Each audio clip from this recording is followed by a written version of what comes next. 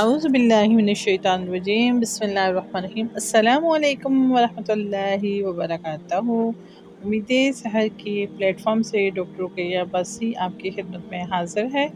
آج ہم انشاءاللہ مطالعہ کریں گے سورہ جاثیہ کا۔ رب اشرح لی صدری ویسر لی امری واحلل عقدۃ من لسانی یفقہوا قولی۔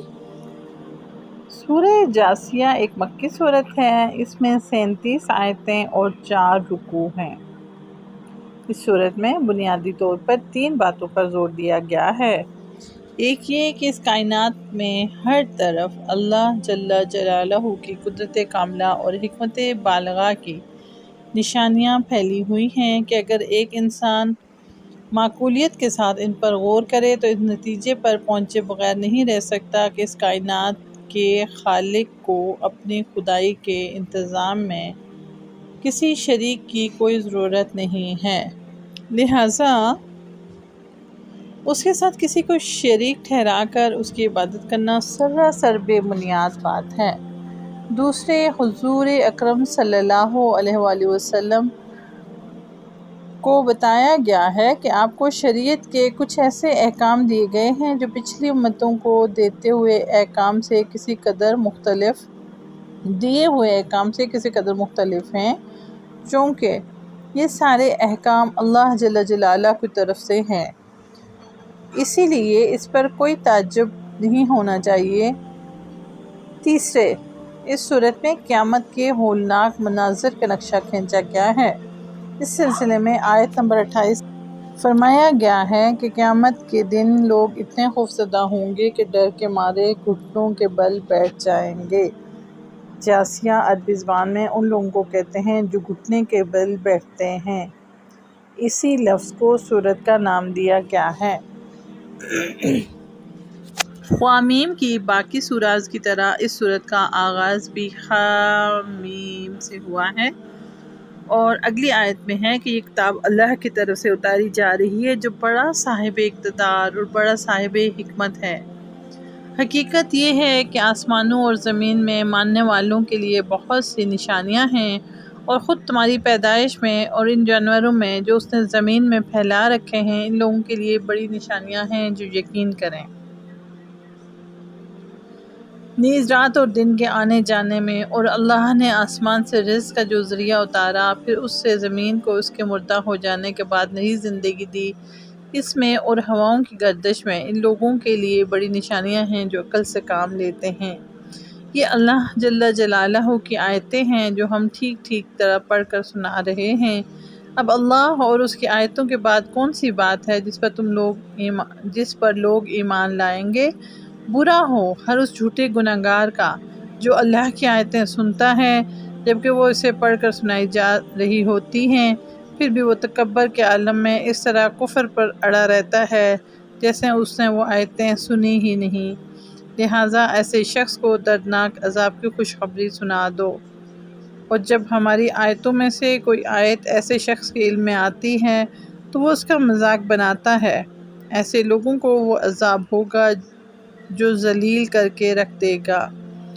ان کے آگے جہنم ہے، اور جو کچھ انہوں نے کمایا ہے نہ وہ ان کے کچھ کام آئے گا اور نہ وہ کام آئیں گے جن کو انہوں نے اللہ کے بجائے اپنا رکھوالا بنا رکھا ہے، اور ان کے حصے میں ایک زبردست عذاب آئے گا۔ یہ قرآن سراپا ہدایت ہے، اور جن لوگوں نے اپنے پروردگار کی آیتوں کا انکار کیا ہے ان کے لیے بلاہ کا دردناک عذاب ہے۔ رب اغفر وارحم وانت خیر الراحمین۔ اللہ وہ ہے جس نے سمندر کو تمہارے کام میں لگا دیا تاکہ تم اس کے حکم سے اس میں کشتیاں چلاؤ، اور تاکہ تم اس کا فضل تلاش کرو، اور تاکہ تم شکر ادا کرو، اور آسمانوں اور زمین میں جو کچھ ہے اس سب کو اس نے اپنی طرف سے تمہارے کام میں لگا رکھا ہے۔ یقیناً ان میں سے ان لوگوں کے لیے بڑی نشانیاں ہیں جو غور و فکر سے کام لیتے ہیں۔ جیسا کہ پہلے کئی دفعہ عرض کیا گیا ہے کہ اللہ کا فضل تلاش کرنا قرآن کریم کی اصطلاح میں روزی تلاش کرنے کے لیے کہا جاتا ہے۔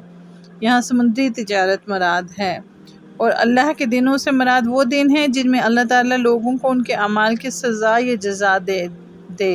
چاہے دنیا میں یا آخرت میں۔ اور مطلب یہ ہے کہ جو لوگ اس بات سے بے فکر ہیں بلکہ اس بات کا انکار کرتے ہیں کہ آج ایسے دن آنے والے ہیں، کہ کوئی ایسے دن آنے والے ہیں، درگزر کرنے کا مطلب یہاں یہ ہے کہ ان کی طرف سے جو تکلیفیں پہنچائی جائیں ان کا بدلہ نہ لیں۔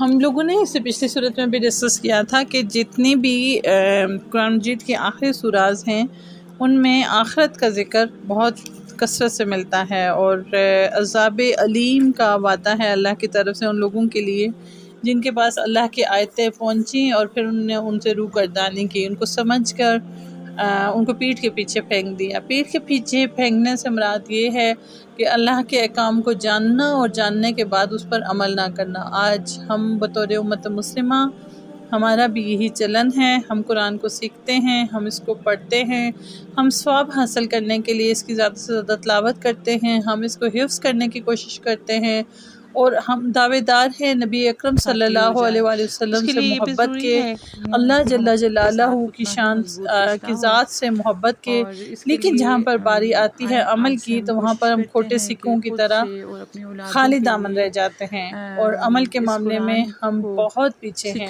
اللہ تعالیٰ سے دعا کرتی ہوں کہ اے اللہ رب العزت، ہم گناہگار ہیں اور ہم کمزور ہیں، ہم مفلوق الحال ہیں، آپ وسیع خزانوں کے مالک ہیں اور آپ کو کسی مددگار کی ضرورت نہیں ہے۔